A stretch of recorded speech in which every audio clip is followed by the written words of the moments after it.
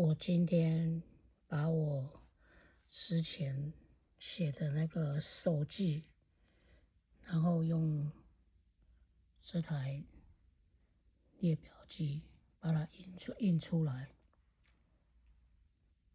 这一台电脑也买了差不多10年了，苹果了，蛮好用的。然后这个手机可以直接就能印东西，列表，印照片也可以啦。然后也可以印自己写的文章。